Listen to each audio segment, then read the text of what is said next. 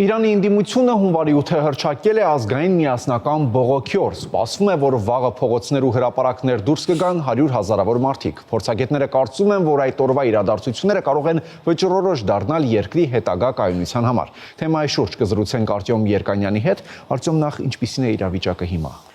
Զանգվածային բողոքի այս ալիքը արդեն գրավել է 31 նահանգներից 27-ը եւ ըստ որոշ տեղեկությունների բախումների արդյունքում զոհերի թիվը ցուցարարների թվումը հասել է 34-ի եւ 2 զոհված ուժայինի մասին տեղեկություն կա, ավելի քան 2000 հոգի ձերբակալված են, ուժայինները արդյունքաբեր գազ են կիրառում, ռետինե փամփուշտներ եւ ըստ որոշ տեղեկությունների նաեւ նույնիսկ որոշ դեպքերում հրազ են։ Կա տեղեկություն իհարկե չհաստատված այն մասին, որ ուժայինները կորցրել են վերահսկողությունը մի քանի քաղաքների նկատմամբ եւ նաեւ որոշ տեղերում ցուցարարները գրավել են ոստիկանության բաժանմունքներ եւ նաեւ զենք են գրավել։ Մի շարք քաղաքներում զինված ցուցարարներ անգամ տեսանյութերում են նկատվում։ Հրազենի մասին է խոսքը, ոչ ծանր զենքերի մասին իհարկե։ Ամենուր հնչում են արդեն նաեւ քաղաքական պահանջներ, այդ թվում նաեւ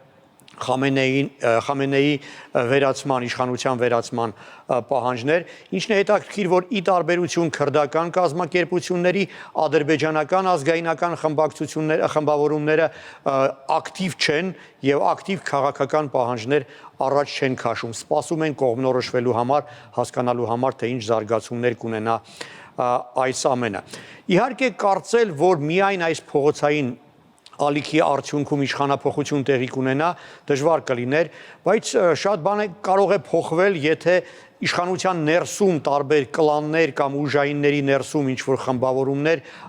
գան ինչ-որ եզրահանգման իրար մեջ այդ գաղտնի բանակցությունների արդյունքում։ Ըստ որոշ տեղեկությունների այդ գաղտնի բանակցությունները շարունակվում են եւ նույնիսկ տեղեկություններ կան այն մասին, որ ուժայինների եւ քաղաքական որոշ խմբավորումների ներկայացուցիչներ գաղտնի բանակցություններ են շարունակում Միացյալ Նահանգների եւ Իսրայելի ներկայացուցիչների հետ։ Բայց ամեն ինչ կարող է փոխվել, եթե Միացյալ Նահանգների եւ Իսրայելի ուժային ազդեցությունը եւս իրականություն դառնա։ Իսկ դա միանգամայն իրատեսական է, դրա համար որոշ նախադրյալներ կան։ Այդ արտաքին ուժի գործոնը ներքին այդ process-ների հետ միաժամանակ կարող է արդեն ապահովել այն պայմանը, որի արդյունքում կարող է նաև իշխանափոխություն տեղի ունենալ։ Բայց քանի որ միասնական այսպես կենտրոն չկա, որից ղեկավարվում է այս ընդդիմադիր շարժումը, այդպիսի իշխանափոխությունը կարող է չափազանց ծանր եւ բացասական հետևանքներ ունենալ։ Կարող է երկարաժամկետ քաոս սկսվել երկրում, կարող է անգամ քաղաքացիական պատերազմ սկսվել, այսինքն այդպիսի զարգացում իհարկե որևէ կերպ չի կարող բխել մեր շահերից։ Միացյալ Նահանգների դերն այս ամենում բացահայտ է։ Ակնհայտ է, օրեցօր բացահայտ է դառնում, դեռևս այս փողոցային ալիքից առաջ Թրամփը 2 ամսվա ժամանակ էր տվել Իրանի իշխանությունների միջուկային ծրագիրը դադարեցնելու հետ կապված, դրանից հետո խոստացել էր ուժ գործադրել։ Երբ այդ փողոցային ալիքը արդեն սկսվեց, Թրամփը խոստացավ ուժ գործադրել, եթե տեղեկություն ստանա այն մասին, որ ուժայինները հրազեն են կիրառում ցուցարարների դեմ։ Այդ հրազենը, որքան հասկանում եմ, արդեն կիրառվել է։ Եվ ահա 3 Թրամփը հայտնվեց իր ձեռքին մի գլխարկով, որի վրա գրված էր դարձնենք Իրանը կրկին հզոր, դա այսպես որպես ազդակ էր ընկալվել շատերի կողմից։ Բացի այդ նա նաև հայտնվել էր իր ձեռքում մի պատկեր կար խորհրդանիշի, որը բնորոշ էր շահական ռեժիմին, ինչը ընկալվել էր որպես համերաշխություն Ռեզա Փեխլևիին եւ իր շուրջ համախմբված ուժերին։ Համենայն դեպս նրանք հենց այդպես են ընդունել այդ ազդակը եւ պատրաստ են իսկապես ներկայանալ որպես հենց այն ուժը, որի շուրջ հնարավոր է համախմբվեն բոլոր ընդդիմադիրները։ Բայց արդյոք գահընկեց արված շահի որդի Ռեզա Փեհլևին կարող է իրական այլընտրանք դառնալ համախմբել բոլոր ընդդիմադիր ուժերին, իսկ այլընտրանք դառնալ այաթոլաների վարչակազմին։ Շատ հակասական են տեղեկություններն այն մասին, թե արդյոք իրական աջակցություն ունի Ռեզա Փեհլևիի որդին, ով թաքնվում է Միացյալ Նահանգներում, քաղաքական ապաստան է այնտեղ ստացել։ Համենայն դեպս նա լուրջ ազդեցություն ունի այս process-ների վրա։ Եվ լրատվամիջոցներին տված հարցազրույցում նա հայտարարել է, որ անձամբ պատրաստ է, ինչպես ինքն է ասել, մեջբերում եմ վճռորոշ մարտի մեջ նետվել։ Արդյոք դա նշանակում է, որ պատրաստ է անձամբ մեկնել Իրան եւ այնտեղ առաջնորդել շարժումը, դժվարանում եմ ասել, բայց նա հայտարարել է, որ բացառում է արտաքին ուժային ազդեցությունը կամ համենայն դեպս դատապարտում է դրա հնարավորությունը։ Fox News-ին տված հարցազրույցում Փեխլևին հաստատել է, որ պատրաստ է անձամբ ստանձնել անցումային փուլի ողջ պատասխանատվությունը, այսինքն ինչ որ մի ատյան,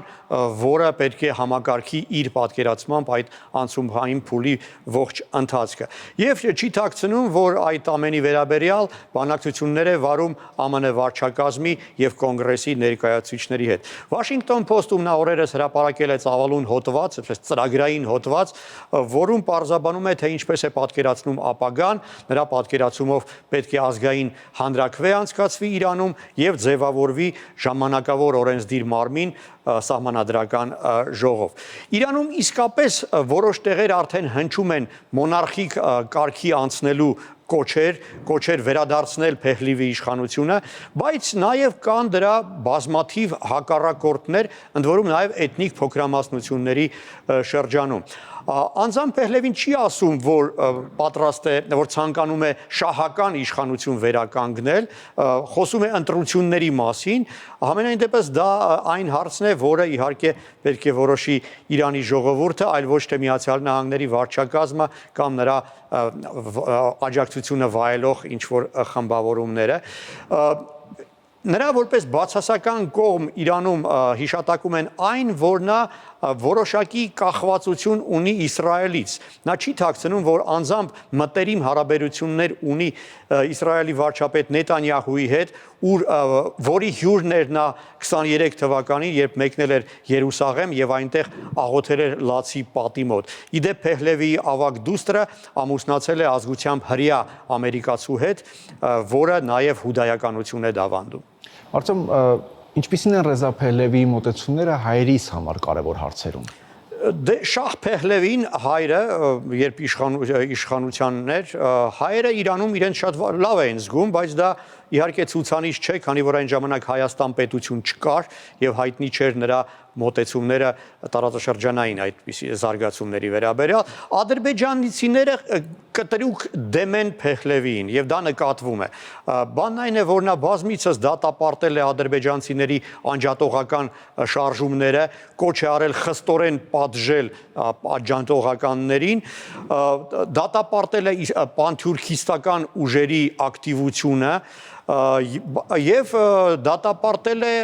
այդ Զանգեզուրի միջանցք կոչվող նախագիծը, հայտարարելով, որ պետք է ցանկացած գնով բացառել դրա իրականացումը։ Բայց լռում էր, երբ ադրբեջանցիները ագրեսիա են իրականացնում Արցախի եւ Հայաստանի դեմ։ Կյուրոսի պակտ, այդպես է կոչվում նրա հռչակած կարևորագույն փաստաթուղթը, որում նաև որոշակի դեր է հատկացվում Հայաստանին եւ հիշատակվում է, խոսվում է այն մասին, որ Հայաստանի հետ ապագա Իրանը պետք է ռազմավարական դաշնակցային հարաբերություններ ունենա եւ Հայաստանի միջոցով Իրանը պետք է փորձի կառուցել տարածաշրջանային կայունություն։ Շնորհակալություն։